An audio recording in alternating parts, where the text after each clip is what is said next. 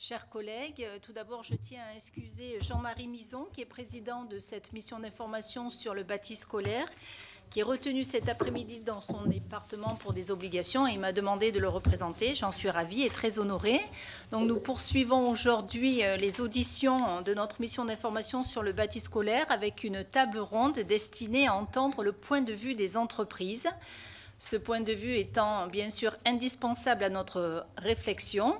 C'est d'ailleurs lors d'un événement organisé par la Fédération française du bâtiment que le président de la République a évoqué en novembre dernier la nécessité d'accompagner les communes pour mener à bien la rénovation thermique des écoles. Nous accueillons donc en présentiel au titre de la Fédération française du bâtiment M. Stéphane Sajou, président du groupe Performance énergétique de la FFB, président de la FFB Île-de-France, accompagné de Mme Léa Linière, chargée des relations institutionnelles. En visio, nous avons, au titre de la Confédération de l'artisanat et des petites entreprises du bâtiment, M. David Morales, vice-président en charge des affaires économiques, M. Alain Chouguia, directeur du pôle économique, accompagné de M. Dominique Proux, directeur des relations institutionnelles de la CAPEB, devrait aussi être connecté. Oui, très bien. Oui. Bonjour. Bonjour. Très bien. Bonjour. Au titre de l'Union nationale des entreprises du paysage, M. Jean-Marc Delperroux, membre de la commission technique de l'UNEP, accompagné de Mme Margot Michaud, chargée des projets techniques à l'UNEP. Et puis, compte tenu de l'intérêt que nous attachons aux espaces extérieurs, un sujet que nous avons évoqué la semaine dernière avec des chefs d'établissement, l'aménagement étant crucial en raison des risques de canicule, nous avons ainsi souhaité entendre les entreprises du paysage aux côtés de la FFP et de la CAPEB. Donc je vous remercie, mesdames et messieurs, de vous être rendus disponibles pour nous cet après-midi. Je tiens à apporter à votre attention, vous rappeler nos objectifs. Les objectifs étant d'évaluer les besoins de rénovation des écoles, des collèges et des lycées liés à la transition écologique, d'identifier les défis, notamment juridiques et financiers, de cette rénovation pour les collectivités territoriales, d'évaluer l'efficacité de l'accompagnement des décideurs locaux, s'agissant plus particulièrement de l'accès à l'information et à l'expertise. Et puis je tenais aussi à vous rappeler que cette audition donnera lieu à un compte-rendu écrit qui sera annexé à notre rapport et que son enregistrement vidéo sera accessible sur le site du Sénat. Donc, je crois que vous en avez eu connaissance. Un questionnaire vous a été adressé en amont de cette rencontre. Nous n'aurons vraisemblablement pas le temps d'épuiser tous les sujets qu'il comporte, mais vous pourrez, bien sûr, par la suite, nous apporter le complément d'information qui vous paraît intéressant dans notre réflexion. Voilà, donc je vais céder la parole à notre rapporteur, cher Nadège Havet, qui va vous poser une première série de questions, et puis nos collègues, bien sûr, compléteront par la suite. Merci. Bonjour, merci à vous d'avoir pris le temps de venir nous rencontrer. Madame la vice-présidente l'a rappelé, on est sur un sujet important qui concerne 12 millions d'élèves en fait chaque année. Et donc nous avons besoin de vous pour aborder en fait ce sujet, pour avoir un point de vue très concret des entreprises appelées à mettre en œuvre les projets des collectivités, les ambitions de notre pays en matière de rénovation énergétique du bâti tertiaire à l'étendue du parc scolaire pose la question de la capacité déjà de la filière à répondre à une demande potentiellement croissante, qu'il s'agisse de la disponibilité des entreprises ou des matériaux, mais également de la formation de tous les intervenants à ces questions et également à l'empreinte environnementale des rénovations qui seront effectuées.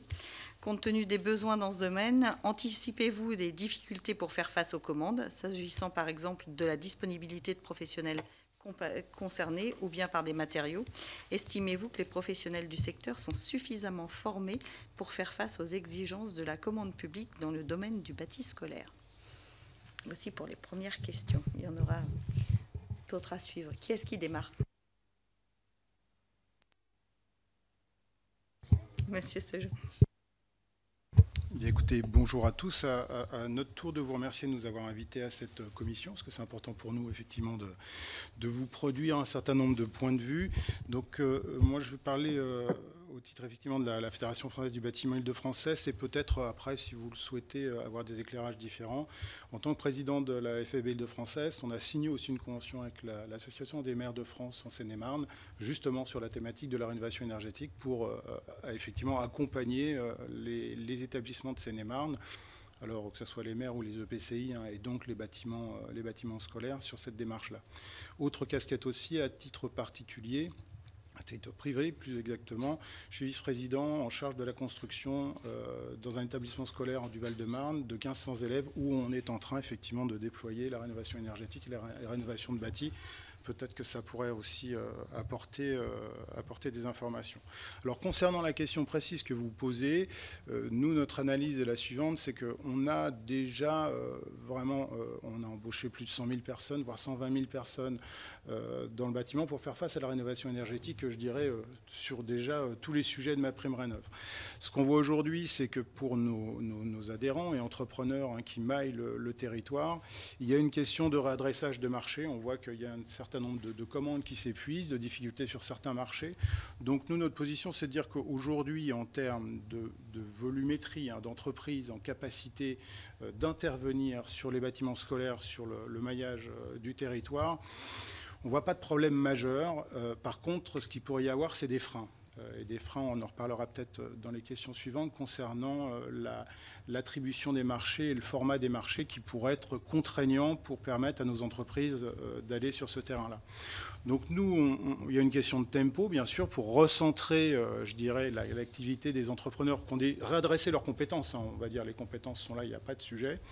Et puis il y a un autre sujet qui va avec ça, c'est, on parle quand même de massification, parce qu'il y a des très gros enjeux de rénovation des bâtis avec beaucoup de travaux à faire. Et sur ce sujet de la massification, je voudrais attirer votre attention sur le fait qu'il y a un maillage des entreprises sur le territoire, qu'elles soient de la FFB ou de nos confrères de la CAPEB, qui est très important et qui est très disponible à proximité, en fait, à proximité de ces futurs chantiers de rénovation.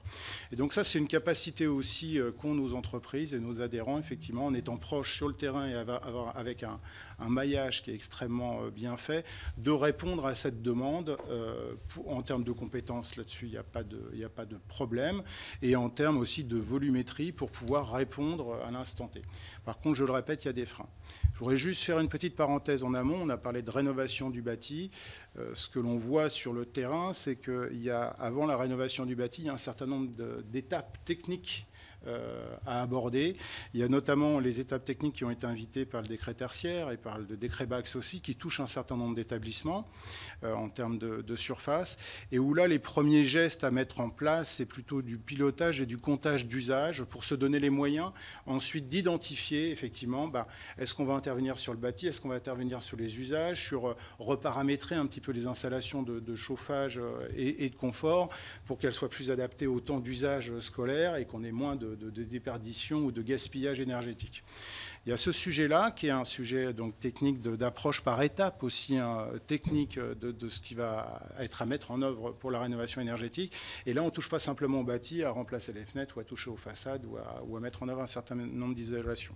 L'autre sujet qui s'invite très précisément sur les établissements scolaires, c'est un sujet qui est un petit peu technique, mais je vais faire très simple. On a vu avec le Covid des établissements tout neufs, très performants énergétiques, qui ont eu beaucoup de mal à se chauffer parce que quand on était au niveau du Covid, il fallait ouvrir les fenêtres au moins une demi-heure à intervalles réguliers pour reventiler les salles de classe. Et cet hiver, on a vu qu'on avait des installations qui avaient du mal du coup à poursuivre en chauffage. Ça pose clairement la question dans les actes de travaux à mettre en œuvre, la question de la ventilation qui est extrêmement importante pour les locaux, pour les établissements scolaires. Il y a bien sûr une nécessité de renouvellement d'air qui est très importante parce que quand vous avez une trentaine d'élèves et un professeur dans une salle de classe, clairement, il ne faut pas que le taux de CO2 monte et la pratique d'ouverture des fenêtres va devoir se poser de manière différente et il y a des gestes de travaux qui concernent plutôt cette fois la ventilation du bloc flux, avec des systèmes simples, parce que si c'est compliqué, on part dans des contraintes de maintenance importantes. Donc il y a cette question-là à se poser. Et puis il y a une question aussi sur une dérive des températures. On voit que pendant les vacances estivales, par le passé, hein, avant tout ce qu'on a appris encore avec le rapport du GIEC, on avait des températures qui commençaient à monter au mois de juillet. Et là, on voit de plus en plus, et ça a été le cas l'année dernière, des températures qui commencent à monter dès le mois de mai, dès le mois de juin, avec des élèves qui sont encore donc, dans l'établissement scolaire, et du coup une problématique de température de confort, justement, qui invite aussi une réflexion sur la partie de rénovation thermique, qui ne se pose pas simplement sur la partie chauffage, mais aussi sur la partie du confort thermique été. Donc voilà, ces sujets techniques sont aussi assez importants pour pouvoir appréhender la volumétrie et l'action de nos entreprises sur ces sujets-là. Voilà. Et puis après, en concernant les acteurs de marché, effectivement, quand on en reparlera peut-être après dans les questions suivantes, mais là, il va falloir bien encadrer les choses et préparer les choses sur les conditions d'attribution des marchés et sur le type de marché, notamment se méfier beaucoup des CPE, hein, des contrats de performance énergétique, qui peuvent automatiquement écarter, alors je finis de répondre du coup à votre première question, qui pourraient écarter les entreprises locales qui ont les compétences, qui ont les disponibilités pour travailler sur le terrain, mais qui n'auront pas, je dirais, une suffisance financière ou une approche financière ou une structure juridique qui pourront les engager directement sur des CPE.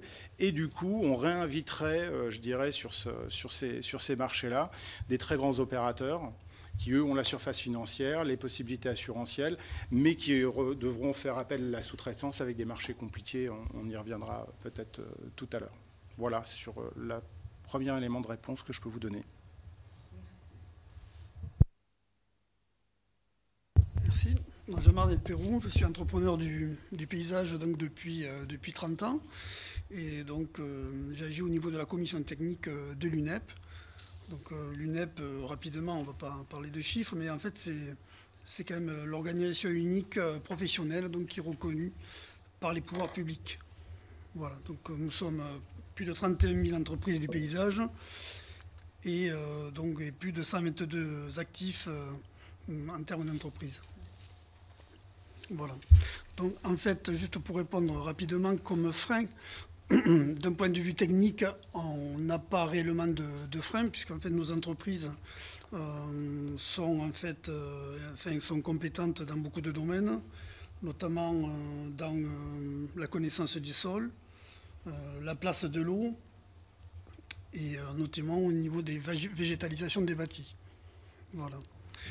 Donc techniquement, par rapport à pour rebondir au problème des pics de chaleur, je veux dire, nous, notre demande, c'est en fait d'intervenir le plus rapidement dès l'étude et dès la conception des projets, et en fait de devenir partie prenante et ne pas intervenir qu'à la fin pour faire plaisir. Voilà. Donc on aimerait tout simplement que c'est pas que notre métier soit reconnu, puisque on sait pourquoi on est là, mais pour nous, il faut qu'on ait conscience que le végétal est la solution à part entière, et en fait que le végétal est indispensable et n'est pas juste une variable d'ajustement. Ça veut dire que quand on arrive à la fin d'un chantier, on trouve de malheureuses réservations, et pour nous faire plaisir, on va dire on va planter un arbre. Voilà.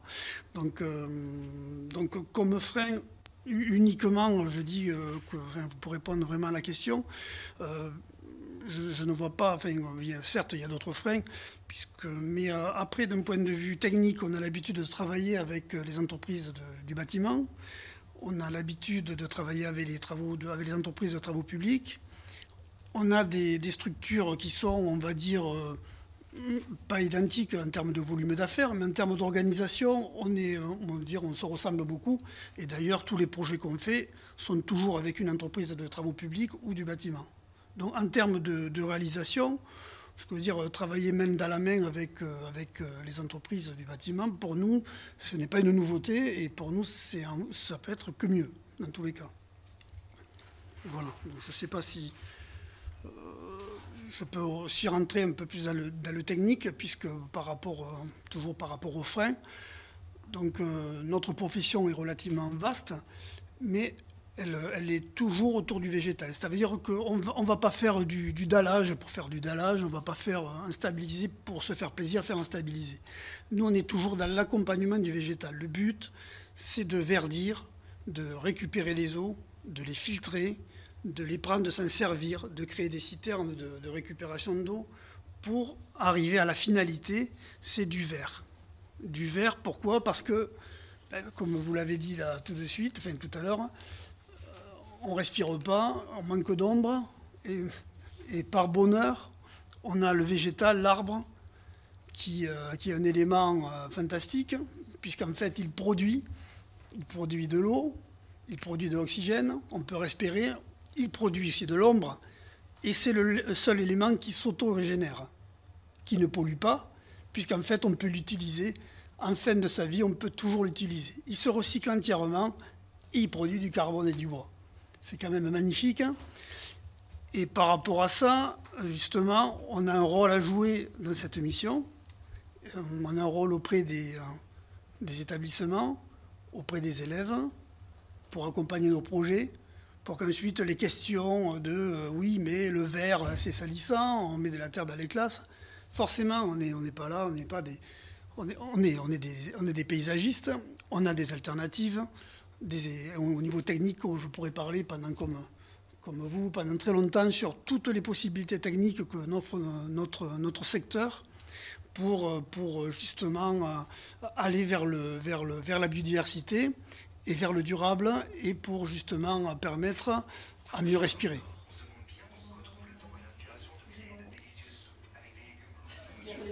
Voilà. Donc, donc juste pour terminer cette première phase, donc oui, je pense qu'on a notre place à jouer, et si on est là pour ça, c'est aussi pour vous le montrer et pour montrer notre motivation, mais c'est surtout c'est l'occasion que vous nous donnez déjà, cette table ronde le prouve, hein, c'est que d'être au début de la discussion, pour nous, ça sera une bonne chose. Même si on est toujours en contact, je veux dire, on ne découvre pas, c'est pas un métier que l'on découvre, puisque moi-même, en tant que professionnel, j'ai déjà participé à l'aménagement de cours d'école, de collège, puisque dans notre département, c'est souvent le conseil général, soit pour les lycées de la région, qui nous demande d'intervenir par différentes procédés. Donc on connaît les enjeux et aussi les interlocuteurs.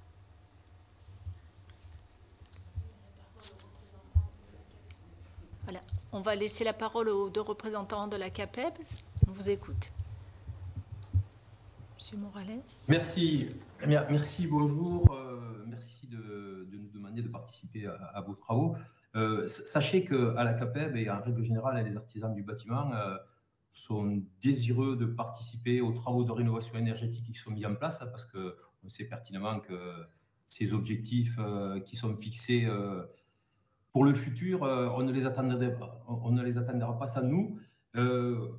Économiquement, on peut dire aussi que c'est des travaux potentiels. Donc, on se veut participant chez les particuliers, mais comme un plan a été mis en place et il y a eu des annonces du président de la République pour les bâtiments scolaires, sachez que les artisans, en règle générale, et vous devez sans doute le savoir puisque vous êtes tous élus, et ils interviennent sur les petites écoles, sur les petites communes et pour certains, en moindre mesure, dans les écoles plus grandes, les collèges et les lycées. Mais bon, ce qui est vraiment marqué pour les artisans du bâtiment, c'est des chantiers de petite taille et certaines fois, pour ceux qui sont un peu plus organisés, sur des marchés publics. On estime à la CAPEB qu'un artisan sur 5 répond à des marchés publics et 2 artisans sur 5 travaillent avec les collectivités locales. Souvent, ça marché public parce que c'est des gens qui sont dans la proximité.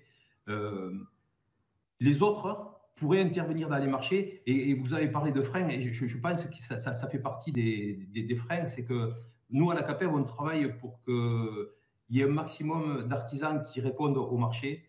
Mais la problématique, si vous voulez, c'est que les artisans sont réticents et ils ont peur de répondre à des marchés publics. Et en règle générale, ça ne fait pas partie de ce qu'ils affectionnent particulièrement. On a, je crois, tous ensemble à faire un grand travail pour qu'il y ait plus d'artisans qui répondent et pour qu'on puisse être beaucoup plus présent sur tous ces marchés de rénovation énergétique et particulièrement dans les bâtis scolaires. Ça, c'est important. On y travaille beaucoup, nous, à la CAPEB. Je pense que le chiffre de 100 000 euros qu'on a mis aussi dans les marchés publics qui permet de pouvoir faire des marchés un peu plus simplifiés, ça permet aux artisans de plus être présents dans ces marchés-là et c'est hyper important. Après, vous avez parlé de formation. Moi, je parlerai plutôt de compétences et je pense que, et nous pensons à la CAPEB que, comme l'a dit mon collègue de la Fédé, on maîtrise nos métiers, on a des compétences dans le domaine de la rénovation énergétique. C'est plus des compétences dans le domaine de la réponse au marché public qu'on a besoin d'avoir. Par contre, il est clair que, comme pour toutes les professions, on a des mises à niveau à faire régulières, des évolutions à avoir. Et ça, on l'a toujours fait au fil de l'eau. On s'adapte au marché, on s'adapte aux produits, on s'adapte aux techniques. On le fait depuis toujours. La preuve, c'est que moi, j'ai un métier, je suis plaquiste. Et le plaquiste d'aujourd'hui, c'est le plâtrier d'hier. Et ça prouve bien qu'on est passé du plâtre qu'on mettait sur les chantiers au plâtre qui est préfabriqué et qu'on pose sur les chantiers. On fait aussi beaucoup d'isolation et dans nos métiers, on est passé de l'isolation traditionnelle à l'isolation biosourcée et c'est en train d'évoluer grandement de ce côté-là. Vous nous avez parlé de freins. Il y a eu des freins ces derniers temps qui étaient aussi des freins dus à la disponibilité des matériaux. On vient de passer 2 ans là, très difficiles. On a eu le Covid, on a eu le conflit ukrainien qui a complètement déstabilisé le marché des matériaux, qui a fait augmenter le prix des matériaux. Et bon, je pense qu'on a un peu moins de soucis à se faire au jour d'aujourd'hui pour tous ces matériaux, quoique pour certaines technologies, on a besoin de matériaux électroniques qui viennent de l'étranger et là, c'est un peu difficile.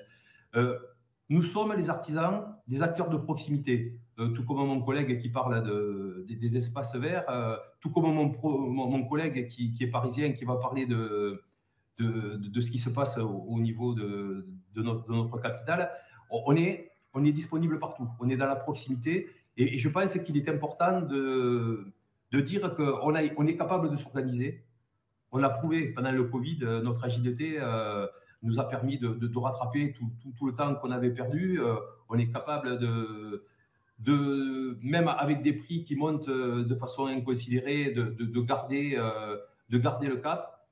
Et dans les freins, pour une entreprise artisanale, je pense que ce qui est important aussi, c'est de pouvoir anticiper.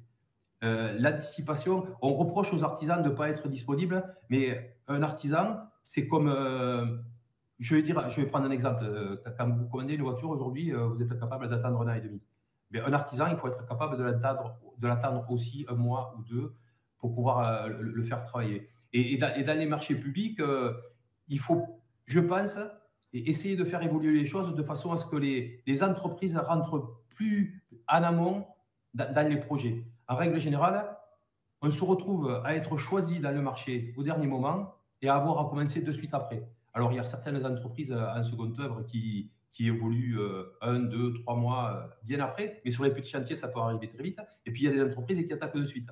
Et je pense que ça fait partie des choses qu'il faudrait modifier dans les marchés publics, être beaucoup plus en amont. Tout comme quand on parle de numérisation, on parle du BIM aussi. Si une entreprise elle rentre au dernier moment, elle n'est pas capable de savoir tout ce qui s'est fait en amont. Et il faudrait changer les choses de façon à ce qu'on rentre un peu plus en amont. Voilà. Je pense que ça fait partie des freins que j'ai pu noter, qu'on peut vous donner. Mais bon, je ne vais pas monopoliser la parole. Je laisse mes collègues continuer. Bonjour, donc Alain Chouguiat, CAPEB. Donc, je n'ai pas de visio, mais j'ai le son, donc veuillez m'en excuser. Je reviendrai peut-être sur la partie qui vous semblait vous préoccuper pas mal de la capacité de l'outil de production à répondre à la demande. On peut dire que l'outil de production du bâtiment, donc les entreprises du bâtiment, en l'occurrence donc les petites, puisqu'on représente la CAPEB, les petites, elles ont toujours répondu présentes. quand on va prendre un exemple, par rapport à MaPrimeRénov', on a eu il y a quelques années un démarrage à 250 000 gestes. On est passé en 2-3 ans à 750 000 gestes. Eh ben, toutes les enveloppes ont été consommées. L'outil de production a pu s'adapter, il est agile et répondre donc au financement public des aides aux travaux. Et donc, c'est effectivement une évolution au fil de l'eau, une adaptation au fil de l'eau. Donc, il n'y a pas. Alors, évidemment, si le niveau de commande devait tripler, ça poserait un problème, comme dans tous les secteurs, d'ailleurs, pas plus pour le bâtiment. Mais là, il y a encore donc de l'agilité. Il y a et on n'aurait pas fait les niveaux de croissance que nous avons eus dans le bâtiment, encore en 2022, de 2,4% en volume. C'est bien que l'outil est quand même flexible. Il a répondu à la demande. Deuxièmement, nous n'avons pas d'inquiétude, en tout cas, il n'y a pas de frontière réelle pour la production en ce qui concerne la rénovation des bâtiments publics et la rénovation dans le privé. Après, il y a des organisations de chantier qui sont un peu différentes, mais sur les savoir-faire, on est sur les mêmes compétences de base. Donc, on considère, nous, qu'il y a une porosité entre ces marchés en termes d'intervention pour les entreprises et qu'il n'y a pas de blocage. Hein, et dès lors que le marché est présent, qu'il est organisé, comme le disait M. Morales, pour qu'on puisse s'y rendre assez facilement, y accéder assez facilement, il n'y a aucun problème pour passer du secteur public au privé, d'autant qu'on reste dans le domaine de la rénovation, donc fondamentalement dans le geste premier du savoir-faire, quoi. Et puis troisièmement, toujours par rapport à l'outil de production, il nous semble important de rappeler que les artisans maîtrisent leur métier et ils évoluent au fur et à mesure des techniques, et il n'y a pas de disruption. C'est une évolution qui se fait comme ça, par incrémentation. Donc, il n'y a pas de rupture. Donc, l'évolution, je ne dirais pas qu'elle est acquise et qu'elle est assez facile, mais elle est naturelle.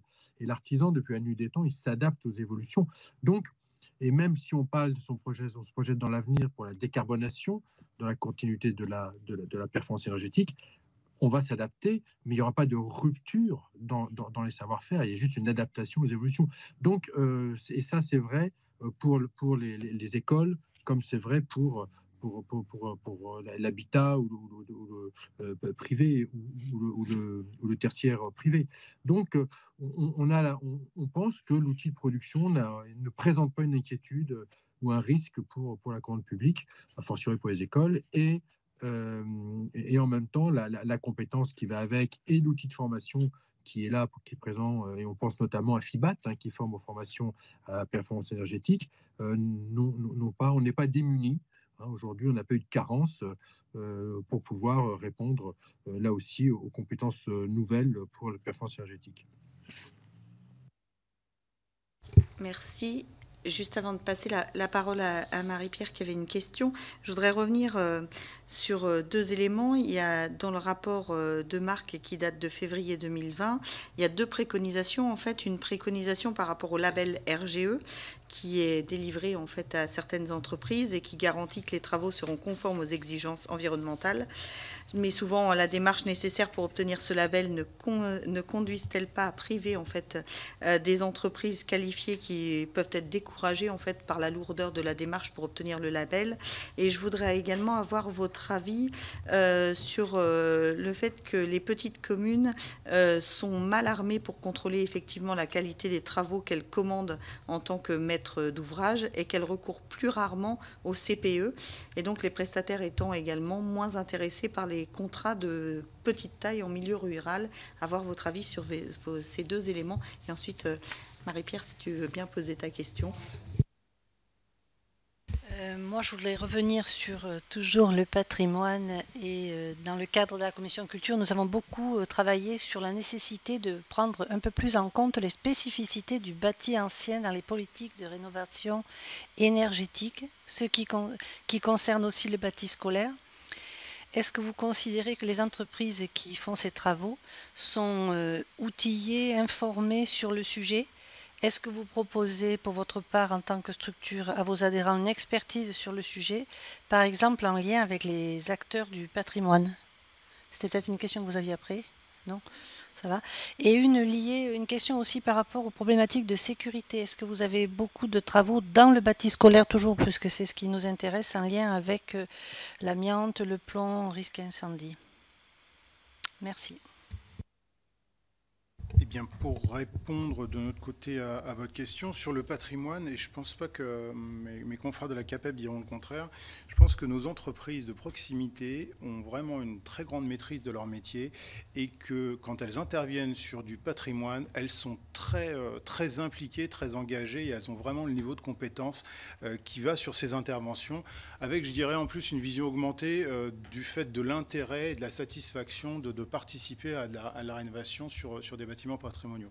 Donc côté FFB, c'est très encadré, c'est très valorisé. On peut vous parler des WorldSkills par exemple qui mettent en valeur tous ces métiers vraiment qui touchent à la rénovation de la pierre, mais aussi à tout ce qui est menuiserie, à tout ce qui est sol et qui sont un peu particuliers effectivement à la rénovation du patrimoine.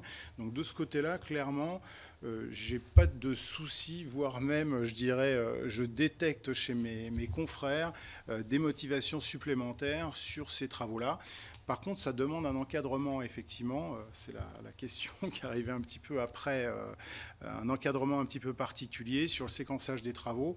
Vous touchiez au sujet de la sécurité, et effectivement, ça réclame aussi d'autres intervenants que nos acteurs qui réalisent les gestes de travaux sur les audits d'amiante, sur les audits effectivement de plomb, puisque quand on est dans ces situations patrimoniales, effectivement, on a toujours ces problèmes-là. Et par rapport à ce que disait mon confrère tout à l'heure sur la notion d'anticipation, il y a un vrai sujet, parce que là, je vous parle d'expérience. Je disais tout à l'heure que je réalise des nombreux travaux, là, une dizaine de millions d'euros de travaux sur 20 millions sur 5 ans de rénovation dans un château, et notamment pour des problématiques d'accès à personnes de mobilité réduite. Quand on parle d'anticipation, ces sujets-là d'audit d'amiante, de plomb, doivent être vraiment anticipés pour que quand les entreprises arrivent pour travailler et sont consultées pour travailler, ces sujets-là soient bien encadrés. Quelquefois, c'est vraiment pas le cas, et les entreprises arrivent pour commencer le chantier, et là, on s'aperçoit que là-bas, il y a du plomb, et ainsi de suite, et qu'il va falloir prendre des mesures conservatoires un petit peu particulières. Et puis après, vous mettiez le doigt sur un sujet que j'abordais en filigrane tout à l'heure, qui concernait effectivement cette température qui augmente de plus en plus tôt dans l'année. Et puis en fait, ce temps de vacances scolaires qui est attribué à faire des travaux sur les établissements scolaires en juillet et en août, c'est un temps qui est court, qui séquence vraiment, qui cadence vraiment les interventions de travaux dans les établissements scolaires, et qui souvent distend un petit peu le planning en fonction de la volumétrie des travaux. Et ce temps-là, effectivement, il cadence un petit peu les travaux, et il reste très compliqué, par expérience, de réaliser des travaux en milieu, entre guillemets, occupé. Il y a des conditions de circulation, nos compagnons et nos ouvriers sur le chantier, de livraison de produits, de zones de sécurité, de bruit aussi qui sont invités sur les chantiers, qui font qu'effectivement, c'est une composante qu'il faut prendre en compte et qui est pas neutre. Et on reste effectivement dans ce sujet un petit peu de l'anticipation et de ce cadencement des travaux qui s'invitent au terme des vacances scolaires. Je réponds peut-être tout de suite à la question RGE et à la question de l'encadrement des travaux par la petite commune. Alors, je vais pas répondre complètement. RGE, bien sûr que nous, FFB, on est très attaché à la mention RGE. Ça a été des travaux conduits de formation et qui ont permis à nos entreprises de donner une visibilité sur leur capacité à travailler sur les travaux de rénovation énergétique qui est très importante. Pour nous, il est hors de question de se désengager de cette dynamique-là, qui doit amener aussi toutes les garanties pour les maîtres d'ouvrage de formation. On a parlé de FIBAT tout à l'heure, mais de formation et de savoir-faire. J'y rajoute autre chose, c'est que ce qu'on voit arriver, c'est qu'une rénovation énergétique réussie, c'est une rénovation énergétique qui a fait collaborer plusieurs gestes de travaux. Si on fait qu'une seule chose dans à un seul endroit, ben, on a une performance qui est dégradée. Et si quand on travaille tous ensemble, que ce soit les fenêtres, que ce soit les paysagistes aussi, que ce soit tous les gestes de travaux qu'on doit entreprendre dans une rénovation énergétique, la performance, elle est au rendez-vous si on a bien travaillé ensemble. Si moi, plombier, chauffagiste et climaticien, j'ai pas percé des trous n'importe comment dans les doublages et que l'électricien n'a pas tout déposé, il faut que le bâtiment réponde à certaines normes d'étanchéité, à certaines normes de qualité de finition pour qu'on puisse être au rendez-vous de la performance énergétique. En cela, la formation qui va avec la qualification RGE, ça apporte un certain nombre de garanties aux maîtres d'ouvrage et ça apporte aussi, je dirais, pour les entreprises qui sont qualifiées, une plus-value de mise en œuvre de leur qualification professionnelle qui vient être recouverte par le RGE. Concernant la partie effectivement d'encadrement et de faiblesse un petit peu de la maîtrise d'ouvrage dans des petites communes où effectivement il n'y a pas tout un staff, il n'y a pas tout un bureau pour instruire, pour suivre les chantiers, pour avoir une assistance à maîtrise d'œuvre, ainsi de suite. Nous, on pense, et c'est aussi un sujet qu'on a prototypé en Seine-et-Marne avec cette fameuse association des maires de France, on pense qu'il y a des acteurs dans la filière qui sont des acteurs qui peuvent collaborer avec les acteurs qui mettent en œuvre les travaux. Ce sont par exemple les architectes et ce sont aussi effectivement les entreprises qui sont RGE, qui ont aussi capacité à produire des audits et des diagnostics et puis à les valoriser pour les mettre en œuvre. Donc effectivement, ça reste un problème dans les petites communes de faire collaborer en fait l'ensemble de la filière. Et par exemple en Seine-et-Marne, dans cette dynamique-là, on a invité nos amis architectes à concevoir un forfait d'audit contenu en termes de prix, il y en a pour 1 500 €, et eux, ils interviennent effectivement un peu en tant que sachants au niveau du diagnostic pour dire, bon, ben voilà, sur le bâti et sur l'usage du bâtiment, parce que ça, c'est peut-être quelque chose dont on va parler, mais ça s'appelle la chronotypie, qui va s'inviter aussi dans la suite de la sobriété énergétique, une fois que le bâtiment est rénové. Ils ont leur mot à dire, ils sont sur le territoire. Pour la plupart, ils sont déjà intervenus sur ces opérations-là. Ils sont en proximité aussi des maires et en collaborant en mode projet filière avec les entreprises locales, on arrive à faire des belles choses pour pas cher et à rendre ce service, je dirais, cette maîtrise et cette analyse et cette sécurité pour des petits maîtres d'ouvrage qui soient sûrs de faire les bons gestes au travers d'un diagnostic qu'on leur a proposé, qui soient sûrs de bien choisir les travaux au bon prix et ce qu'il va falloir faire avec effectivement l'œil aussi d'architectes qui semblent avoir de l'appétence pour nous rejoindre sur ces sujets-là. Voilà le corpus de la réponse que je peux vous produire sur cette problématique vraiment de petits établissements où effectivement il est difficile pour un maire ou pour un chef d'établissement d'engager les bons travaux de la meilleure façon et de façon efficiente. Merci. On pourra avoir une copie de votre convention ? Avec grand plaisir. Merci beaucoup. Monsieur Morales, tout à l'heure, alors je ne sais pas si vous avez des choses à rajouter sur cette... J'ai des choses sur les Voilà, j'allais rajouter une autre question, mais allez-y, je vous en prie. Une autre question. Le patrimoine, il ne faut pas le voir simplement sous la façade du patrimoine. Il y a aussi la rénovation du bâti ancien. Généralement, on vous a parlé de proximité, les entreprises artisanales du bâtiment sont compétentes et interviennent en règle générale sur les bâtiments de toutes les périodes de construction et connaissent les particularités de chaque construction par région. Je sais que chez moi, on construit et on a construit de vieux bâtiments d'une certaine façon.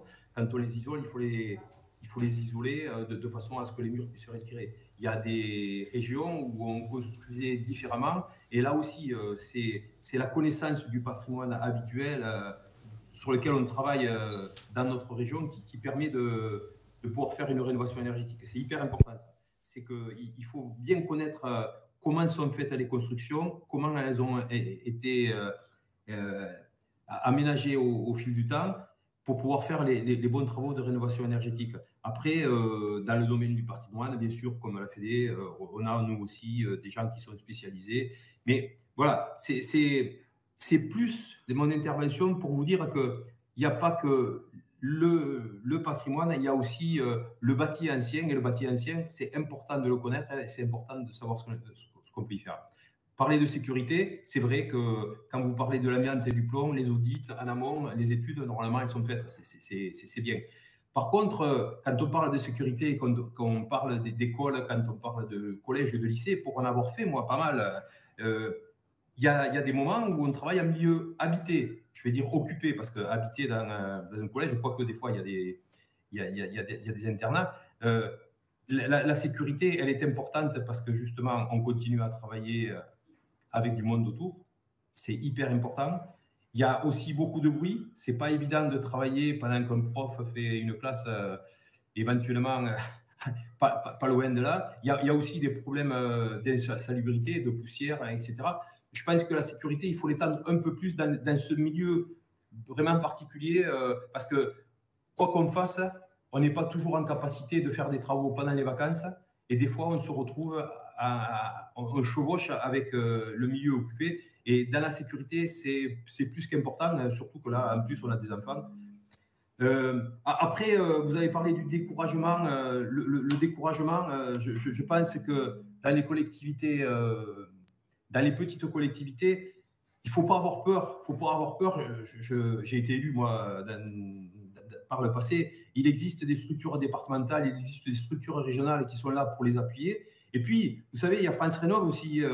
Normalement, France Rénov, c'est pour les particuliers, mais je pense que les contacts qu'ont les maires et les élus des communes avec tout ce réseau qui s'est mis en place pour aider les particuliers, ils accueilleront avec grand plaisir, je pense, mais peut-être que je me trompe, mais voilà, je pense que voilà, il y a quand même un certain nombre de choses qui permettent aux petites collectivités d'avoir peut-être pas la compétence, mais d'avoir un appui de compétences autour d'eux. Et puis, il y a aussi des entreprises qui sont RGE et des entreprises qui sont prêtes aussi à les aider dans leur commune ou pas loin de leur commune. Je pense, en dernier, à vous parler du RGE, des marchés de la performance énergétique qui sont aidés, parce que être RGE, c'est surtout pouvoir répondre à un marché de performance énergétique aidé, soit par MaPrimeRénov', soit par des certificats d'économie d'énergie. Et ce que nous, on demande et qui est primordial, c'est il faut amener de l'appétence aux entreprises artisanales et aux entreprises en règle générale pour aller sur des chantiers MaPrimeRénov' et des certificats d'économie d'énergie. Et de nos jours, c'est pas simple, c'est trop compliqué, c'est pas engageant. Et il faut vraiment que tous ensemble, on travaille pour avoir une meilleure image et donner une meilleure image de ces travaux MaPrimeRénov', certificat d'économie d'énergie, pour qu'il y ait plus d'entreprises qui s'engagent vers la rénovation énergétique. Je me suis amusé à faire un petit calcul rapide. Ce n'est pas des statistiques, mais si on regarde le nombre d'entreprises qu'il y a artisanales en France, et si on met de côté certaines entreprises qui ne feront jamais de rénovation énergétique, on a simplement 25% d'entreprises qui pourraient être RGE, 25% d'entreprises qui sont RGE dans le contexte de la rénovation énergétique. 25% des gens qui sont capables de faire de la rénovation énergétique, ce n'est pas suffisant, il faut qu'on monte ces chiffres. Et je pense que la simplification, et puis donner l'appétence et donner des exemples avec MaPrimeRénov' qui fonctionne bien, des certificats d'économie d'énergie qui fonctionnent bien, ça donnera envie. Et les gens qui feront de la rénovation énergétique chez le particulier, ils iront automatiquement vers les écoles, les lycées et les collèges. Alain, j'ai oublié quelque chose? Donc Alain Chougliat de CAPEB, merci David. Alors, peut-être, peut-être, j'aurais peut-être un petit complément et revenir sur, peut-être enfoncer le clou à nouveau sur ce que disait aussi le monsieur de la FFB par rapport à la nécessité de travailler ensemble. On atteint la performance énergétique quand les métiers, quand les corps d'État, mais aussi les autres professions, les architectes, la maîtrise d'œuvre, travaillent ensemble, puisque la performance se fait sur la bonne interface des actions. Donc ça, c'est essentiel. Ce qui me conduit à revenir sur un point que vous avez soulevé, c'est mon deuxième point, c'est la question de la maîtrise d'œuvre pour les écoles, etc.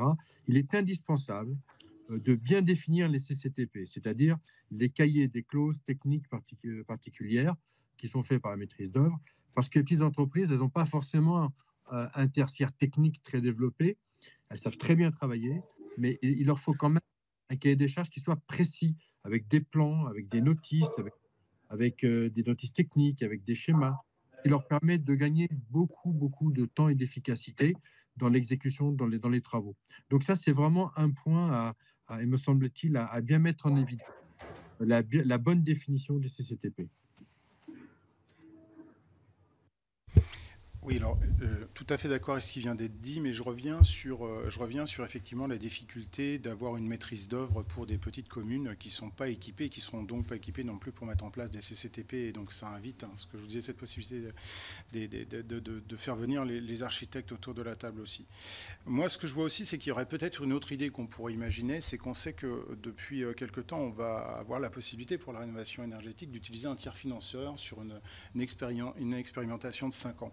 Je pense que pour ces petits projets où il y a un défaut effectivement de ressources, un défaut de ressources sur la maîtrise d'œuvre, je pense que le tiers financement pourrait répondre à 2 critères. Déjà un critère de cadrage, c'est-à-dire d'avoir des dossiers de tiers financement qui soient opératifs pour des travaux qui sont du coup repasser un petit peu à la moulinette par le tiers financeur. Ça pourrait amener déjà un premier cadre pour aider des petites mairies effectivement à se diriger vers les travaux qu'ils ont à faire. Et puis, deuxièmement, ça leur apporterait une solution de financement aussi, parce qu'il y a un vrai sujet sur les territoires qui nous est remonté par notamment les maires, hein, bien sûr, sur leur problématique d'avoir des volumes, des mètres carrés à rénover et de ne pas savoir comment l'aborder au niveau financier. Vous êtes super dans l'actualité parce qu'on a voté le tiers financement il y a moins d'1 heure, je crois. Voilà, donc c'était tout à l'heure à 14h30. Vous avez bien fait. Tout à l'heure, vous avez parlé de difficultés de répondre sur les marchés publics pour certaines entreprises. Comment faire, en fait, pour pouvoir encourager les entreprises artisanales à répondre à ces commandes? Est-ce que vous avez des remarques, des suggestions concernant la commande publique? Et de quelles contraintes spécifiques représentent-elles, de votre point de vue, les commandes liées à la réhabilitation d'écoles, collèges ou lycées pour les entreprises par rapport au chantier de réhabilitation des autres bâtiments tertiaires publics ou privés? Je ne sais pas qui répond en premier. Monsieur Sajou? Très bien, merci. Moi, je dirais que sur la commande publique, je segmenterai en fait ma réponse sur deux chapitres. Le chapitre du fonctionnement et des dysfonctionnements de la commande publique et du paiement de la commande publique aujourd'hui. Et puis un deuxième segment sur quels seraient les aménagements effectivement qui pourraient être de nature à améliorer, je dirais, comme disaient mes confrères tout à l'heure, l'envie des petites entreprises de répondre à de la commande publique. Les dysfonctionnements, c'est clair, aujourd'hui, toutes nos entreprises ont des problèmes de trésorerie. Et il faut dire très clairement, et la FEB le dit très clairement, il y a un certain nombre d'aménagements de protection de la commande des entreprises par la commande publique qui ont été mis en œuvre. On a parlé du seuil des 100 000 €, on a parlé du gel des pénalités, on a parlé des révisions de prix aussi qui s'invitaient pour nous accompagner sur les problématiques de prix des matériaux. Donc clairement, aujourd'hui, on a vraiment une première base de réalisation, l'augmentation du seuil des 30% aussi d'avance à la commande, qui doit être vraiment revalorisé, remis en avant et qui protège les entreprises. Derrière ça, clairement, il y a des gros problèmes de fonctionnement. Moi, je suis entrepreneur, j'ai une entreprise de 100 personnes. Pendant 6 mois, j'ai attendu un acompte à la commande sur une commune du 95. Parce qu'il y a des problèmes de dysfonctionnement sur Chorus Pro, des problèmes de complexité à la virgule, de certaines régions ou communes ou départements qui rajoutent un logiciel pour charger Chorus et qu'on soit payé. La réalité, c'est que nous, tous entrepreneurs autant qu'on est, on émet notre situation de travaux et puis derrière, il peut se passer 2-3 mois avec 50 000, 100 000. Dans mon cas, c'était 600 000 € dehors pendant plus de 6 mois. Alors que c'était le paiement d'une avance à la commande. Donc on voit bien que là, il y a vraiment une question à se poser sur le fonctionnement aujourd'hui de la commande publique. Les outils sont en place, ils sont vraiment, je trouve, bien calibrés. On a d'autres idées, hein, je vais vous en faire part aussi. Mais clairement, il y a un très gros problème de dysfonctionnement ou de fonctionnement qui n'est pas adapté par rapport à la volonté de nos gouvernants de nous aider. Donc là, il y a un vrai sujet, il ne faut pas passer à côté parce que ça fait partie, et je ne pense pas que mes confrères de la CAPEB diront le contraire, ça fait partie des complexités. Alors déjà, il faut une entreprise un petit peu structurée pour pouvoir cocher toutes ces cases, se mettre sur Coroïs et ainsi de suite. C'est pas évident pour toutes les entreprises, mais il y a ce problème de dysfonctionnement. Il y a aussi des problèmes de dévoiement. Et je m'explique. Dans la commande publique, vous avez pris la précaution, effectivement, de nous autoriser à bénéficier d'indices de révision de prix. Ça touche à la problématique d'évolution des prix dont on parlait tout à l'heure sur les matériaux qui montent, qui descendent, ainsi de suite, qui font souffrir les entreprises. Clairement, si moi aujourd'hui je suis sous-traitant d'une entreprise générale ou d'une entreprise un peu plus grosse que la mienne qui va prendre le marché, que je suis sous-traitant technique de cette entreprise, elle va signer en marché public avec une clause de révision de prix et moi je n'en bénéficierai pas parce que j'ai un marché privé de second rang par rapport à cette entreprise-là. Et ça, c'est un vrai problème parce que la volonté publique de protéger les entreprises et de ne pas paupériser le tissu des entreprises sur le territoire national n'est pas respectée par ce biais-là. Donc c'est un truc, vous voyez, c'est un peu un effet de bord, mais ces effets de bord font que l'image de la commande publique sur je vais avoir du temps pour me faire payer. Alors après, ouais, j'ai le droit de réclamer les intérêts moratoires. Mais qu'est-ce que ça veut dire ? C'est pas le sujet, c'est pas de ça dont on parle. Donc de ce sujet-là, il y a vraiment quelque chose à regarder de très près. Et puis après, on passe sur le chapitre plutôt d'aménagement particulier qui pourrait être aussi envisagé. Sur tous ces travaux, on a des retenues de garantie. Pour couvrir du parfait achèvement. Pour tous ces sujets-là, ça coûte de l'argent à l'entreprise parce que c'est des cautions qu'on demande à la banque, avec des frais financiers qui grimpent au rideau. Je ne vous fais pas de dessin avec ce qui se passe en ce moment. Donc clairement, il y aurait une étude à mener pour se dire peut-être qu'on pourrait réduire de 5% à 3% ces retenues de garantie et faire en sorte que leurs conditions de délivrance, comme les paiements des DGD, soient un petit peu plus rapides, automatiques dans ce contexte-là. Et puis, on a aussi la question du paiement direct de certains sous-traitants. Quand on est dans des travaux de rénovation énergétique qui embarquent plusieurs entreprises, il y a possiblement un mandataire, possiblement une entreprise qui va prendre le lead et puis être accompagné par des artisans sur différents gestes de travaux, remplacer les fenêtres, poser une pompe à chaleur ou je ne sais quoi. Clairement, aujourd'hui, ça serait intéressant d'avoir un seuil qui soit beaucoup plus bas pour que les entreprises qui interviennent en second rang techniquement puissent bénéficier d'un paiement direct de la commande publique. Donc vous voyez, il y a ces deux aspects sur la commande publique, à la fois, enfin je dirais trois aspects, à la fois un chapeau qui dit clairement il y a beaucoup de choses qui ont été faites et qui bénéficient à la protection des entreprises, et ça il faut vraiment s'en féliciter et le dire haut et fort. Mais derrière ça, il y a un gros problème parce que ça fonctionne très très mal sur les territoires, ça fonctionne très très mal. Et puis après, à la marge, il y a peut-être aussi encore des curseurs à pousser, notamment sur les cautionnements de retenue de garantie. Ça touche aussi à la question du marché, du contrat de performance énergétique. Si la commande publique s'embarque à passer ou à demander à ses opérateurs locaux de passer des contrats de performance énergétique pour le moindre geste de travaux, tout le monde est mort. Je ne sais pas comment une petite entreprise comme celles qui sont sur le territoire chez nous ou celles de nos confrères ou un maire, petit maître d'ouvrage au sens où il n'a pas beaucoup de travaux à faire, va pouvoir se pencher sur un APEX, un CAPEX, sur un ROI. C'est même pas la peine d'y penser, quoi. Ça ne se fera pas. Et en même temps, ça va centrifuger l'ensemble des opérateurs locaux qui sont en capacité de mettre en œuvre leurs compétences, de réadresser leurs compétences sur ces travaux-là. Parce que qu'est-ce qu'on demande dans un contrat de performance énergétique ? C'est de s'engager sur une durée de temps qui n'est pas à l'échelle de temps de nos petites entreprises, sur la performance, de prendre le risque d'une consommation énergétique qui ne serait pas dans les clous du départ. Du coup, qui est-ce qu'on invite autour de la table ? On invite des assureurs ou des grandes sociétés de maintenance qui, elles, ont cette surface financière, ont cette visibilité globale. Et là, par contre, les prix, ce n'est pas les mêmes. Et les ressources, ils vont être obligés de toute façon de venir les chercher chez nous. Et tout le monde va y perdre. Donc je dis méfiant sur le contrat de performance énergétique parce que c'est un bon support. On se dit, c'est comme ça qu'on va financer les travaux, ainsi de suite.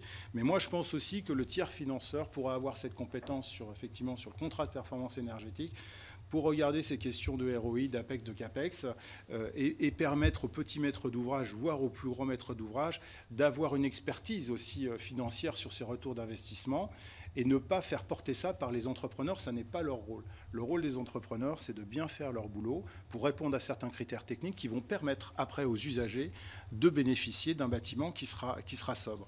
Au même titre que vous achetez une voiture électrique, si je ne vous apprends pas à la conduire, il y en a un qui va faire 20 km avec sa voiture et il y en a un qui va faire 150 km. La voiture, c'est la même, quoi. Donc l'usager se réinvite là-dedans et il y a d'autres supports à mettre en œuvre sur ce sujet-là. Désolé, je suis un peu long, mais c'est un sujet qui me passionne. Merci. Monsieur Morales. Je vais rajouter quelques petits bouts. Moi, c'est une entreprise moins importante que la vôtre, mais j'ai attendu 9 mois, 40 000 euros, alors que tout était prêt, et toutes les formalités avaient été 40 000 euros, 9 mois, sur une commune, je ne vous dirai pas où c'est.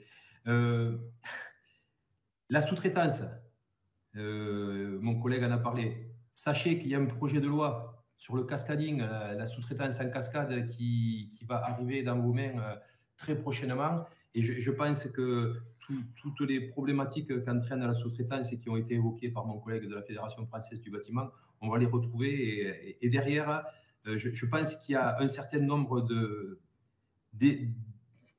changements à faire dans cette façon de sous-traiter. Avec la Fédération française du bâtiment, on n'est peut-être pas tout à fait d'accord, mais peut-être qu'un jour on sera d'accord sur le nombre de sous-traitants qu'on peut avoir, parce que vous savez qu'il peut y avoir 1, 2, 3, 4, 5, 6, je ne sais combien de rangs de sous-traitance, ce qui amène à des choses complètement aberrantes. Et sachez qu'il y a un projet de loi qui a été préparé, vous demanderez, Dominique Proulx vous donnera les éléments si vous voulez. Les garanties et les cautions, c'est exactement la même problématique. La différence près, c'est que les grosses entreprises, elles font une caution à la banque. Les petites entreprises, généralement, comme elles n'en font pas souvent, elles passent un an à attendre l'argent qui leur est dû. Et souvent, ils sont obligés de téléphoner ou d'envoyer des courriers parce que tout le monde oublie cette caution et oublie de nous rendre. Par contre, ce que je voulais vous dire, c'est que ce qui est d'important pour les artisans et pour la commande publique en général, c'est qu'il faut leur donner de l'appétence. Comme tout à l'heure, je vous ai parlé d'appétence pour MaPrimeRénov'. Et comme je vous parle d'appétence pour les certificats d'économie d'énergie et le RGE, il faut donner de l'appétence aux artisans. Et pourquoi les artisans? Alors, ce n'est pas ce que dit la CAPEB. Hein. Je me fais le porte-parole en règle générale des artisans. Les communes, c'est des mauvais payeurs. De toute façon, ils prennent toujours le moins cher. Et puis, des prix aussi bas, ce n'est pas possible. C'est impossible à faire. Et puis, alors... Ça, c'est la cerise sur le gâteau. De toute façon, ce n'est pas la peine de répondre. C'est réservé à certains. C'est toujours les mêmes qui ont les marchés. Voilà. Il faut qu'on travaille tous ensemble, élus, organisations professionnelles, pour essayer de gommer un peu toutes ces images, pour donner une appétence. Comme je vous ai dit, il faut donner envie aux gens, il faut donner envie aux artisans de répondre au marché public. Et c'est quand même dommage pour certains artisans qui habitent dans des communes qui refont une école, qui refont une cantine. Tout à l'heure, vous nous avez demandé des listes. Là, moi, j'ai un certain nombre de chantiers où j'ai pu travailler sur des toutes petites communes de rien du tout. Et c'est des gens du coin qui ont fait ça. C'est quand même dommage que des artisans du bâtiment qui habitent dans un village et qui a ses enfants qui vont à l'école du village ne puissent pas participer au marché, ne puissent pas répondre au marché. Voilà. À l'appétence, il faut donner de l'appétence et on a tous un grand travail à faire. Allez. Peut-être, moi, je retiendrai 2 mots. Peut-être le premier, c'est appliquer. Effectivement, il y a une série d'outils qui ont été mis en place, notamment avec la crise. Et peut-être que les donneurs d'ordre publics devraient plus appliquer la boîte à outils qu'ils ont. On a parlé tout à l'heure des révisions de prix, etc. Donc là, il y a une boîte à outils. Il faudrait davantage l'appliquer parce que ça permettrait donc de gommer une bonne partie des problèmes existants. Et puis la deuxième, c'est peut-être optimiser les outils existants en facilitant la fluidité entre les différentes missions, entre les différentes étapes. Par exemple, les deux professionnels en ont parlé, le plus lourd, c'est ces délais cachés qui renvoient à l'email des paiements alors que les travaux sont terminés depuis très longtemps. Donc, vraiment fluidifier. Et ça peut donner de l'attractivité. Ces deux choses-là peuvent donner de l'attractivité sans qu'on ait besoin de pousser les entreprises à aller vers ces chantiers-là, parce que de facto, le code de la commande publique sera attractif. Donc, c'est ça qui nous semble également important dans le quotidien. Ça, c'est quelque chose et ça ne demande pas d'argent à l'État, puisqu'il n'y a pas à investir davantage. Ça ne demande pas de revoir le code de la commande publique. Donc déjà, si on pouvait appliquer et optimiser les choses, on gagnerait beaucoup en efficacité sur ces chantiers-là. J'ai oublié une chose, l'allotissement. C'est la première pierre à mettre en place pour que les artisans puissent répondre au marché public. Sans un allotissement, on est foutu.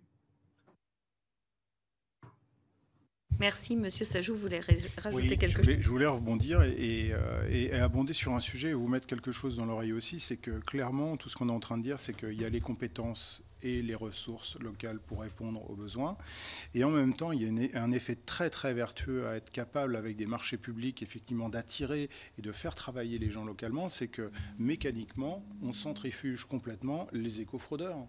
Parce que clairement, une entreprise locale qui croise au marché le lendemain les gens chez qui elle a fait les travaux ou l'instituteur ou l'institutrice, forcément, ça crée une relation de confiance et ça crée un engagement qui est complètement différent, qui naturellement écarte les éco-fraudeurs. Alors que si vous laissez des marchés en pâture à des sociétés qui seraient purement commerciales, d'une part, qui seraient pas très, qui n'auraient pas une démarche bâtiment comme celle que l'on entend, là, c'est garanti jusqu'à la sortie de la porte du garage, quoi. Et puis voilà, les entreprises viennent. Alors, on a parlé de travail détaché, on a parlé de RGE, on a parlé de tout ça. Vous avez des entrepreneurs qui vont arriver sur ces marchés-là, qui vont faire les choses du bout des lèvres et encaisser leur première situation et qu'on ne verra pas.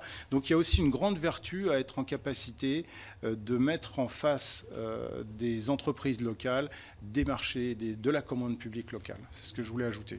Je pense que ça vaut pour vous, j'imagine.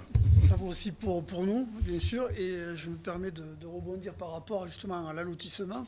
Je pense que d'avoir des lots bien scindés, c'est quand même la solution à un bon travail, puisqu'en fait, chaque lot maîtrise bien son chantier. Et donc, je pense que c'est vraiment une solution. Voilà, moi, je ne m'attarderai pas trop. Juste que dans notre métier, pour protéger quand même justement les collectivités, les petites collectivités, on a aussi des maîtres d'œuvre, on a des règles professionnelles et un fascicule 35 qui régit notre métier, qui a été complètement remanié.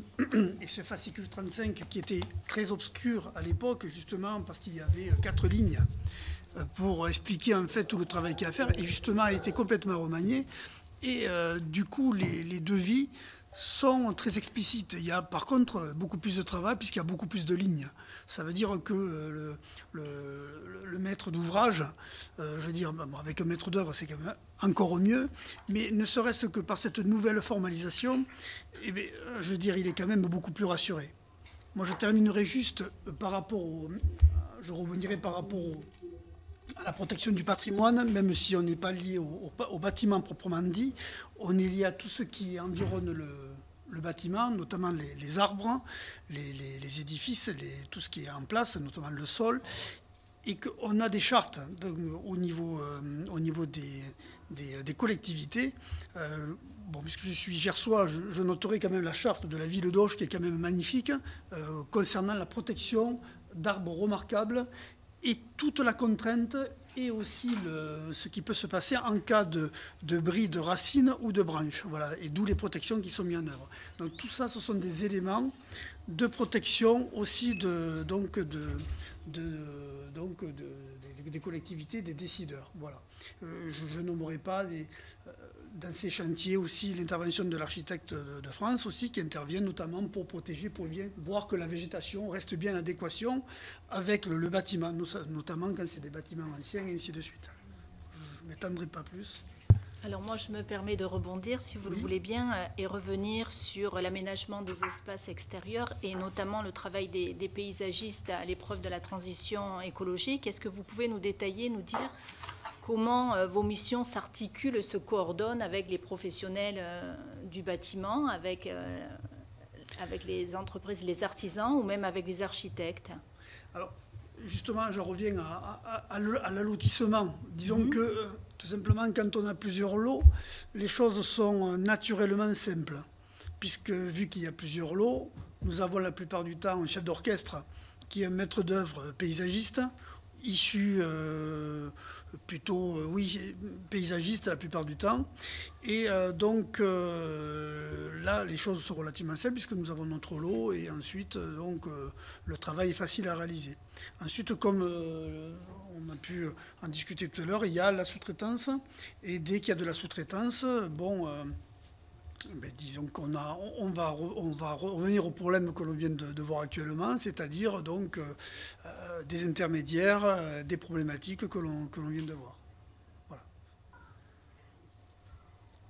Après, les relations les plus simples sont les relations les plus directes aussi. Donc, nous avons les entreprises ont la chance de travailler aussi en direct, donc avec le maîtrise d'ouvrage sur des chantiers qui sont réduits, qui correspondent à la taille de chaque structure. Voilà.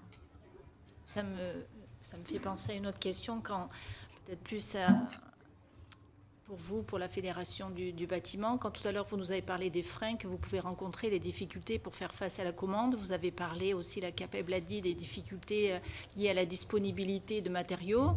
Est-ce que vous avez aussi la difficulté de disponibilité du personnel, de la main-d'œuvre, que ce soit dans vos métiers respectifs ?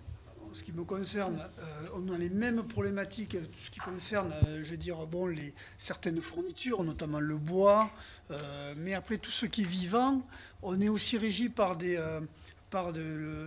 chartes aussi, notamment le végétal local, qui justement nous rend plus proches de nos régions, de nos départements. Ça veut dire que mon collègue de Bretagne, mon collègue d'Alsace n'aura pas la même liste que moi, ainsi de suite. Donc ça veut dire que sur tout ce qui est vivant, on a de la réactivité, de la souplesse. Toujours pareil, quand le projet est vu à l'avance et qu'il est vu dès la conception, tout en découle. Ça veut dire qu'on peut déjà choisir les arbres, on peut déjà les mettre en culture et les choses deviennent naturellement très simples. Alors que la sous-traitance, c'est de l'à-coup, c'est du changement de direction. Voilà, donc on en revient un petit peu... à la base, quoi, à ça. Et ensuite, sur toutes les fournitures, bon, on a la problématique, le châtaignier, les carences de bois, et ainsi de suite. Bon, voilà. D'où la problématique, d'où la nécessité d'avoir les projets en main très rapidement. Vous êtes associé assez rapidement ou c'est l'exception ? En fait, quand il y a une rénovation d'une école, d'un collège ou d'un lycée, est-ce que vous arrivez généralement à être associé assez tôt à cette réhabilitation ou à cette rénovation, ou c'est l'exception encore où vous êtes associé plutôt à la fin ? Comment est-ce que ça se déroule ? Alors, je vais parler personnellement, mais disons que concernant mes collègues, bon, j'ai une certaine vue aussi. Nous, dans notre département, enfin, tout est bon pour être en phase avec le chantier. On a la chance d'être au contact donc, des élus. Donc c'est vrai que de manière informelle, on sait ce qui se passe et c'est vrai que pour nous, c'est important. Ensuite, donc, on a la phase de certains marchés qu'on a, notamment à bon de commande, qui nous permettent de se glisser, on va dire, dans le marché, alors que on n'était peut-être pas censé, mais le fait d'être positionné sur plusieurs axes nous permet de répondre. Mais l'axe le plus profitable est certes la discussion et d'être introduit dès le début du projet. Alors sur des petits projets, donc, enfin sur des petits pour nous qui sont relativement importants, on a cette chance parce qu'on est vraiment très proche du client. Et sur des projets à venir, je vois qu'il y en a quelques-uns qui sont à venir, ce sont des projets qui sont plus importants, mais qui vont passer tout simplement par l'appel d'offres. Et ça veut dire que vu qu'on passe par l'appel d'offres, comme tout le monde le sait, soit on reçoit l'appel d'offres via la plateforme, ou soit on a la chance d'avoir certains contacts, de savoir que l'offre va paraître à un certain moment, et donc dès qu'elle... Et là, c'est un problème de rapidité pour pouvoir souscrire. Donc les voies sont comme ça, l'appel d'offres, public, privé... On fait comme tout le monde. Oui, sur ce sujet-là, moi, je pense qu'on a des progrès à faire pour travailler ensemble beaucoup plus tôt sur le sujet de la rénovation énergétique. Je vous donne un exemple, là, sur le projet dont je m'occupe, qui est la reconstruction d'une école maternelle et d'une école primaire sur un budget de 10 millions d'euros. On est tous autour de la table, donc maître d'ouvrage, et on part dans un délire où, dans la cour, on va mettre de la brumisation, parce qu'il va faire trop chaud l'été. Et là, on est dans un délire complet, quoi. On consomme de l'eau, enfin, c'est n'importe quoi. Donc, rapidement, on se dit, bon, on va quand même effectivement faire venir un paysagiste pour travailler avec nous sur ce sujet-là, qu'on a invité dès l'appel d'offres sommaire, pour nous proposer des solutions arborées et du coup avoir un budget qui était déjà délimité par ce sujet-là. Mais là, je pense qu'il y a vraiment un sujet, et c'est une très bonne idée de mettre autour de cette table effectivement nos confrères paysagistes, parce qu'il y a vraiment une collaboration entre l'environnement du groupe scolaire et les solutions entre guillemets vertes au sens noble du terme et au sens pérenne du terme qu'on peut mettre en œuvre, et la rénovation du bâtiment, parce qu'un bâtiment scolaire, les élèves vivent dedans et vivent dehors aussi, et il y a vraiment ce sujet-là. Et là, pour vous donner cet exemple, c'est de la réelle politique, ça, cette discussion-là, elle a eu lieu il y a 6 mois, quoi.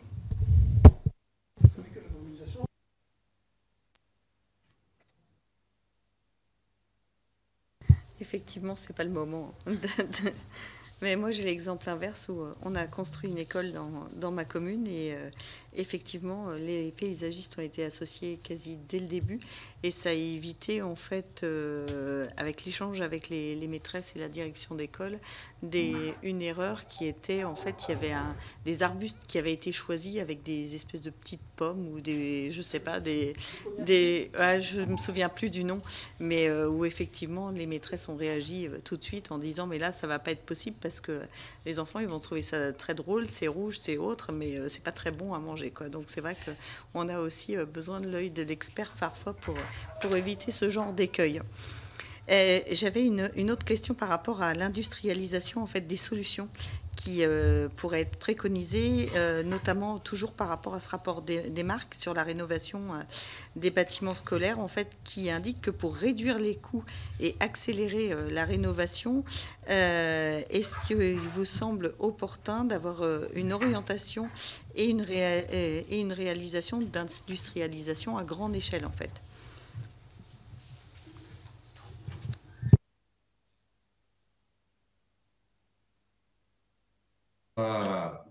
Ça ne soit pas le quotidien des entreprises artisanales du bâtiment.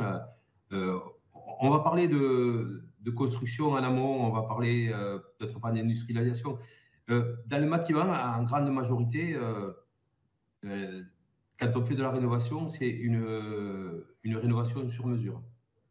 Industrialisation et sur mesure, ça ne va pas trop bien. Par contre, il y a des endroits, il y a des possibilités où on peut reproduire sur plusieurs bâtiments, éventuellement. Alors là, je pense, on peut parler de collège ou de lycée. On peut à grande échelle travailler sur plusieurs bâtiments de l'établissement. On peut aussi faire des choses à petite échelle. Mais bon, la grosse difficulté, c'est l'hétérogénéité des constructions. Je vais arriver à le dire. Je pense que c'est vraiment quelque chose qu'il faut que tout le monde se mette à la tête, parce qu'on a beau faire des études, on a beau dire ça va être plus efficace si on fait de l'industrialisation. Une petite industrialisation, d'accord, mais une grosse industrialisation, on ne peut pas faire la même chose partout. Je vous ai parlé tout à l'heure de patrimoine et des particularités de chaque région avec les matériaux qui ont été utilisés, qui à l'origine sont des matériaux qu'on trouvait sur place. C'est pour ça que chez moi, dans la Haute-Garonne, c'est des pierres plutôt de la Garonne, et dans le Gers, un peu plus haut, chez mon collègue, des pierres du Gers. Voilà, sans rire, mais c'est vraiment hyper important de savoir que c'est tout différent. On est jamais sur la même chose, et c'est difficile pour ces petites rénovations de parler d'industrialisation. Après, si, je ne sais pas, à midi, je parlais avec des collègues autour de moi de ce thème qu'on allait aborder cet après-midi. Il y a une de mes collègues qui habite la région parisienne et qui me parlait de plus de 3000 élèves dans un lycée avec 2 piscines, un truc grandiose pour moi qui suis de la campagne. Mais ce que je dis, c'est que là, éventuellement, s'il y a un alignement de bâtiments qui sont identiques, on peut faire une rénovation énergétique avec quelque chose qui est refait, qui ressemble un peu à l'industrialisation. Mais après, dans toutes les petites communes rurales, dans toutes les communes de France, on retrouve des choses complètement différentes. Donc, pour moi, c'est un peu différent. Alain. Alors, nous, on parlera peut-être de réplicabilité dans le sens où on peut massifier nos interventions, au sens où la massification n'est pas l'industrialisation. Si on part du principe que les artisans, les petites entreprises sont répartis sur l'ensemble du territoire et qu'ils ont un effectif important, c'est bien la multiplication des entreprises qui va faire la masse, donc la massification. Donc nous considérons, en tout cas pour les écoles, les groupes scolaires qui sont assez répartis sur le, parce que à la taille des communes en fait, hein, donc qui sont assez présentes sur le territoire, et moins les lycées qui sont plus à l'échelle des régions. On a une entrée, nous, très naturelle auprès des groupes scolaires, des écoles maternelles, primaires, etc. Et donc, parce que la proximité, parce que le multiple. Donc, on est capable parce qu'on est nombreux, de répliquer pas mal les interventions, et souvent du sur-mesure, comme disait David Morales. Donc ça, c'est de la massification sans utiliser le mot industrialisation qui, à notre sens, signifie autre chose. Maintenant, on peut aussi travailler parce qu'on aurait des courbes d'expérience sur des actions plus collectives où on s'est groupé. On a mis des groupements momentanés d'entreprise, de la co-traitance et non pas de la sous-traitance, où là, peut-être, la réplicabilité ne se fera pas au niveau d'entreprises qui ont déjà fait des expériences dans telle ou telle école d'une petite commune, mais où ils ont fait plusieurs écoles à la taille du département, ils se sont groupés, etc. Et donc là, on a une réplicabilité par le nombre de chantiers rassemblés. Donc on a deux façons d'être présent. À la fois, on est très proche des communes et les écoles sont un petit peu presque chaque artisan connaît l'école, peut-être même il intervient ou il a pu aller à l'école lui-même. Et puis à un niveau plus élevé, quand ils se groupent, peut-être faire des chantiers plus importants ou plus d'écoles parce qu'ils ont de la co-traitance en capacité, en complémentarité, en expertise. Et donc, voilà, nous, les deux pistes, en tout cas, qu'on préconise de poursuivre et de retenir pour pouvoir massifier donc les rénovations des écoles. Et le rapport, lui, parle d'industrialisation, mais au sens où peut-être du standard répétitif à grande échelle, ce qui n'est pas tout à fait le cas des écoles localement.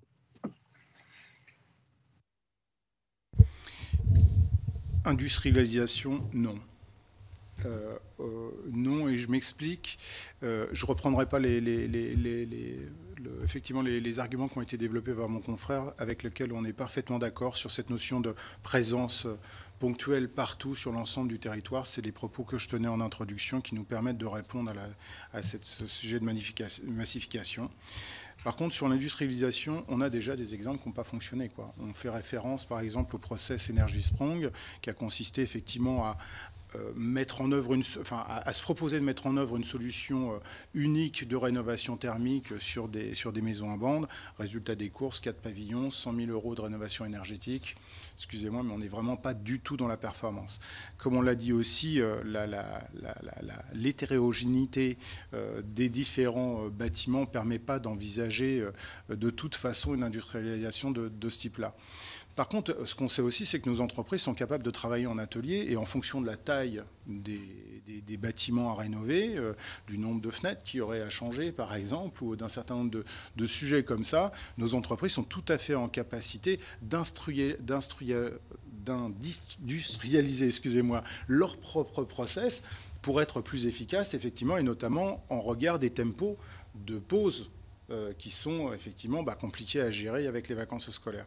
Mais clairement, compter sur un système qui pourrait, une solution globale qui pourrait être inviter sur tous les établissements scolaires. On a parlé de patrimoine tout à l'heure, on a des écoles de 2 classes pléthoriques, disséminées partout. C'est vraiment pas le sujet, quoi. Ça serait inefficace, ça prendrait énormément de temps à monter.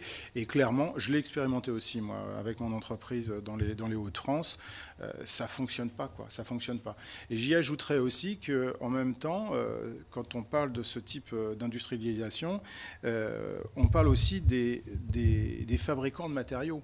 Parce qu'en fait, c'est eux qui sont à l'origine aussi de ces conceptions-là pour vendre des matériaux, que ce soit des isolants, que ce soit des process divers et variés. Et du coup, la partie de conception et d'adaptation aux différents bâtis à rénover et ce savoir-faire qu'on peut mettre en œuvre ubérise aussi d'une certaine manière, indirectement, le tissu local, des compétences locales, des ressources locales de nos métiers qui sont exercés à proximité des écoles sur les communes. Donc clairement, nous, notre position là-dessus, c'est pas une bonne solution et c'est encore moins une bonne solution pour la rénovation des établissements scolaires. Merci. C'est une des présentations en fait qu'on nous a fait quand on nous a présenté le rapport de Marc. On nous a parlé d'industrialisation qui avait eu lieu dans les, je ne me souviens plus du pays. Non.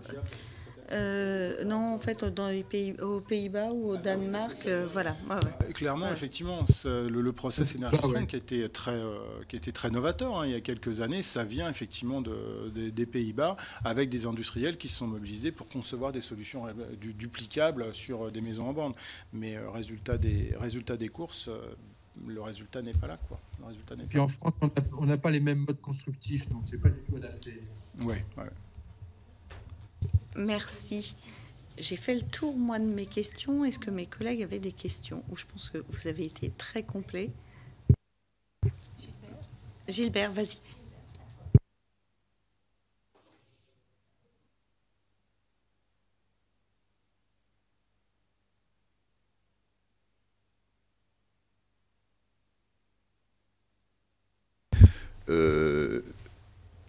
Le problème de l'entreprise générale est généralement une question qui se pose au maître d'ouvrage. Bon, je sais que la CAPEB a dans son sein plutôt des entreprises petites et moyennes.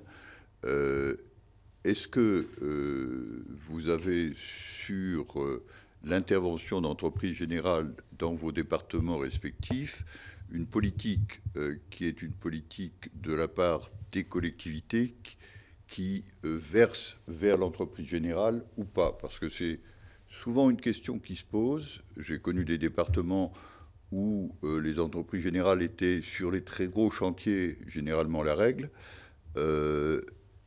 Quand c'est des chantiers moyens, ça l'est quelquefois. Et d'autres départements où la règle est plutôt de favoriser, par l'effet du lotissement au moment des marchés publics, de favoriser les entreprises locales, les entreprises qui généralement ne peuvent pas répondre sur un marché global, sur un gros chantier. Alors, pour répondre à votre question, il y a une troisième voie sur le département de la Seine-et-Marne que je connais bien, vous l'avez compris. L'orientation du conseil départemental, notamment pour tous les travaux qui diligentent, c'est effectivement de ne pas confier en priorité à des entreprises générales, de ne pas solliciter les entreprises générales, mais plutôt d'aller vers des marchés de conception-réalisation. Et ça présente plusieurs avantages, ces marchés de conception-réalisation, parce que nativement, ça regroupe les entreprises pour répondre avec une maîtrise d'œuvre, autour d'un architecte, d'un bureau d'études, et ça regroupe un certain nombre d'entreprises qui sont du coup aussi productrices de solutions et productrices de leurs propres projets pour le mener à bien. Et ça, nous, on trouve à la FAB que c'est une très très bonne solution, parce que ça n'écarte pas les entreprises générales qui ont du savoir-faire sur toute la partie maçonnerie, sur tous leurs travaux, mais en même temps, ça invite, je dirais, un collectif qui est mandaté, qui est consolidé et qui a une existence juridique à répondre à ces marchés-là. Donc ça reste, de mon point de vue, une bonne solution. Et notamment, là, on parle de rénovation de bâti, rénovation énergétique de bâti. C'est clair que quand on a un groupe scolaire de 1500 élèves à construire avec 25 millions ou 30 millions d'euros de chantier, la question de l'entreprise générale, clairement, elle se pose parce que là, il y a un certain nombre de garanties, de savoir-faire des entreprises générales qui font appel à nos prestations, à nous tous, sous-traitants techniques de premier rang, où là, il y a vraiment du sens, quoi. Mais sur la rénovation énergétique, je pense qu'il y a autre chose à faire et je pense que les marchés de conception, réalisation ou des marchés d'allotissement sont beaucoup plus adaptés. Et effectivement, sur le pourtour de l'Île-de-France, on a des départements qui sont encore qui sollicitent les entreprises générales pour n'importe quel type de travaux, parce qu'ils ont une offre globale, ils ont une certaine sécurité financière, ils ont des pénalités de retard qui pourront appliquer, que les entreprises générales pourront supporter si jamais il y a du retard.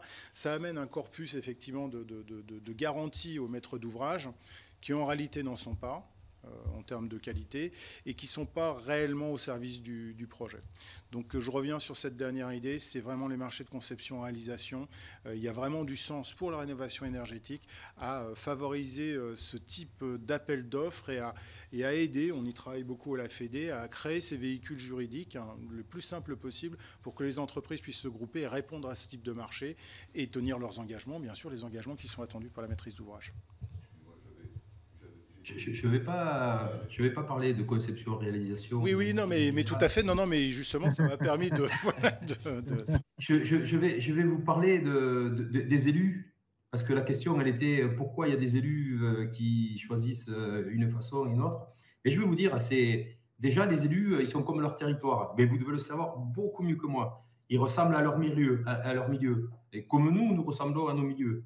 Il y a les urbains, les périurbains, les ruraux, avec un accent, sans accent, avec des accents différents. Et après, sur le terrain, il y a des élus qui sont plus ou moins proches, je vais vous dire, de la Fédération française du bâtiment et de la CAPEB, ou alors pas du tout proches des organisations professionnelles, pas du tout proches des entreprises. Et il y en a certains qui sont initiés, qui savent quel est le potentiel de leur région, comment ils peuvent aider leur région et comment ils peuvent amener des entreprises à rester dans leur région. Et puis, il y en a d'autres qui ne regardent que l'argent à la fin de l'année, à la fin du mois, à la fin du mandat.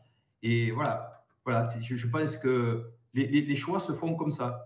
C'est notre présence à nous, les organisations professionnelles proches des élus, qui fait qu'ils vont faire des marchés qui correspondent à leur territoire. Ou alors notre éloignement de ces élus-là qui font que des fois, ils pensent faire bien, mais pour nous, ce n'est pas génial. Alain, j'ai dit des bêtises? Non. Je redonnerai juste, excusez-moi, mais je redonnerai juste un exemple toujours du vécu là, sur le projet que je mène. 8 millions hors taxes de travaux, sans entreprise générale. Avec une entreprise générale, c'est plus 500 000 euros de travaux. Et donc, en fait, on a choisi une solution macro-lot. En fait, on a découpé les lots de façon macro pour consulter les entreprises, mais on a là aussi le bénéfice d'avoir une maîtrise d'œuvre qui est structurée avec aussi un OPC qui va nous accompagner sur l'opération. Voilà. Concernant les petites entreprises, nous, on est pour l'allotissement et avec des lots clairement définis, une maîtrise d'œuvre, une conception tout à fait compétente et présente. Et du coup, la conception-réalisation, on n'est pas dans ce schéma-là, ni les marchés globaux. On est vraiment sur les marchés lotis avec une bonne maîtrise d'œuvre. Et effectivement, on a vu des cas, pas mal de cas d'ailleurs, où c'était moins cher. C'était moins cher facialement quand ça s'est passé. Et puis, c'était aussi moins cher parce qu'il n'y avait pas besoin de refaire des reprises ou des chantiers supplémentaires derrière parce qu'on n'avait pas mis le prix qu'il fallait et que le moins 10 ans amenait finalement à devoir payer tôt ou tard le coût que représente le moins 10 ans à moyen long terme, parce qu'il faut refaire des travaux, parce que le compte n'était pas au départ. Donc nous, on est plutôt pour des marchés où le mieux 10 ans et l'allotissement sont bien en place et avec une conception. Merci beaucoup.